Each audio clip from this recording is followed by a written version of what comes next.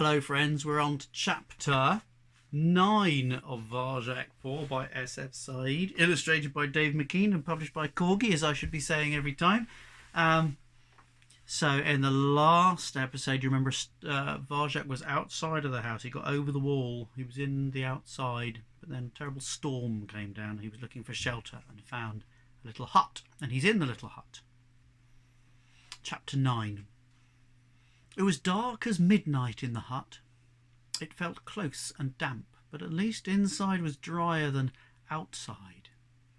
Varjak was safe at last. He relaxed. And then a low growl ripped through the air.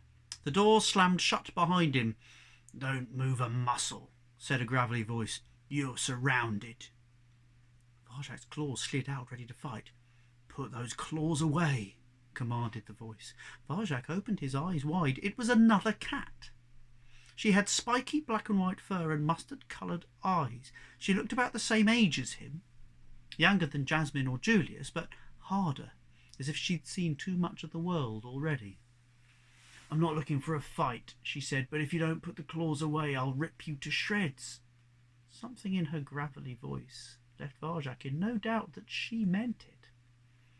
"I'm not looking for a fight either," he said. He put away his claws.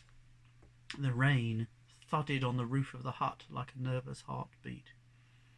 "Okay," she said. "This is my hut, my shelter. Everyone knows that. What are you doing here?" Varjak glanced at the door. "It's raining." "And?" "This was the only shelter I could find." "Can't you see it's taken?" she growled. "Well, isn't it big enough for both of us?" "There's only room for one." That certainly wasn't true, but Varjak didn't think she'd appreciate him saying it. He stared silently at the soggy timber floor. A puddle had already formed around him. He couldn't face going out again. Besides, she was the only cat he'd met since leaving home. She was nothing like a Mesopotamian blue, but she wasn't like the gentleman's cats either. There was nothing strange or scary about her, although you wouldn't want her for an enemy. Varjak tried to smile through the dark at her. She glared back. "What's your name?" she said gruffly. "I haven't seen you around here before." "It's Varjak Paw." "Varjak Paw?" she said. "Varjak Paw? What kind of a name is that?" "What was wrong with his name?" "What's yours?" "None of your business. Whose gang are you with? Who's your boss? Are you running from the Vanishings?" Varjak hesitated. What did any of those questions mean? He didn't know. But he had to say something. He blurted out the first thing that came to his mind, something that he didn't even actually believe himself. "I'm a purebred Mesopotamian blue." "A what?" "A Mesopotamian blue. We're very rare. Special cats." "Special," she spluttered. "I don't care how purebred you are or where you think you're from. The only thing that counts is what you do." A blast of thunder rattled the hut. Varjak frowned. He'd never heard anyone talk like that before. "What kind of a cat are you?" he asked. "I'm asking the question, special cat," she said. She sounded disgusted. "Now tell me, what is it you really do? Are you one of Ginger's gang? Are you with Sally Bones?" "Keep talking, that was the best thing." "I told you I'm a Mesopotamian blue. We live on the hill." She sighed and tapped her claws on the floor. "Everyone knows there's no food up there. Even the gangs don't bother with it. Come on, tell the truth. You must be with a gang, or a little cat like you would be starving by now." Her words sent a shiver down Varjak's spine. How could she not know about the Contessa's house? This world outside and the world that he came from seemed completely cut off from each other. "Listen," she said, "if you're so high and mighty, how come you're out in the park in a storm?" "I'm outside because I need to talk to a dog," he said. She stared at him as if she didn't understand. "Dogs are huge, noisy monsters," he explained. "I know what a dog is," she snapped. "Then maybe she could help. Do you know how to talk to them?" She scowled like she couldn't believe what she was hearing. "I know it sounds strange," said Varjak, "but I've got to do it to save my family. They're in a lot of trouble." The black and white cat laughed out loud. "He thinks he can talk to a dog." Even her laugh sounded like the crunch of gravel. Varjak scratched an itch under his collar. It felt uncomfortable. "What's that you're scratching?" she said. "My collar." "Collar?" A strange expression crossed her face, and then she seemed to relax. "Isn't that what pets wear?"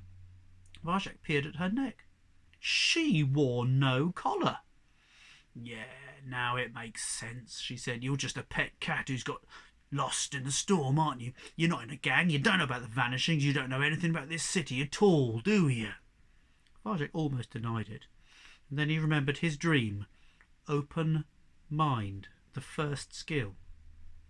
Only when you admit that you know nothing can you truly know anything. "All I know is that I need your help," he said quietly.